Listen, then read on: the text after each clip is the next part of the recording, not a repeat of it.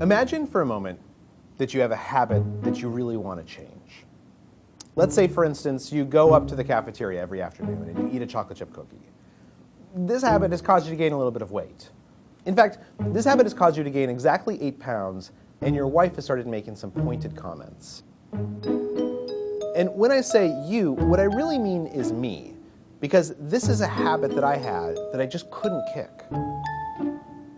To understand why that habit was so powerful and what it would take to change it, I had to learn how habits work. Every habit functions the same way. At first, there's a cue, some type of trigger that makes the behavior unfold automatically. Studies tell us that a cue can be a location, a time of day, a certain emotional state, other people, or just a pattern of behaviors that consistently triggers a certain routine. To figure out the cue for my craving, I spent a few days tracking exactly when the urge to eat a cookie hit. And what I noticed pretty soon was something interesting. The cookie craving always hit about between 3 o'clock and 3:30 in the afternoon. That was my cue. It was a certain time of day. The next part in the habit loop is the routine, the behavior itself. And for me, that was pretty easy to figure out.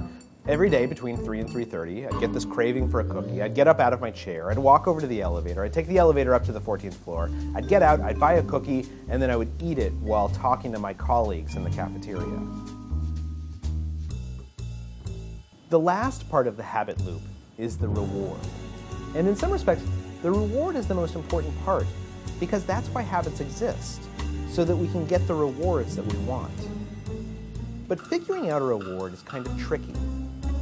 To figure out what reward was driving my habit, I did a little bit of an experiment. One day when the cookie urge struck, instead of going up to the cafeteria, I went outside and I took a walk around the block. Then the next day, I went up to the cafeteria, but instead of buying a cookie, I got a candy bar and then ate it at my desk. And then the day after that, I went up to the cafeteria again, but I didn't buy anything. Instead, I just talked to friends for about 10 minutes. You get the idea. What I was trying to do was test different hypotheses to figure out what reward I was actually craving. And what I figured out pretty quickly was it had nothing to do with cookies. It had to do with socializing. Nowadays what happens is, at about 3:30 in the afternoon, I absentmindedly stand up, I look around the office, I see a friend, I'll walk over and we'll gossip for 10 minutes and then I'll go back to my desk. The urge to go get a cookie has completely disappeared. The new behavior has become a habit, and I've lost about 12 pounds as a result. Studies have shown that if you can diagnose your habits, you can change them in whichever way you want. So what are the cues, routines, and rewards in your life? What habit do you want to change?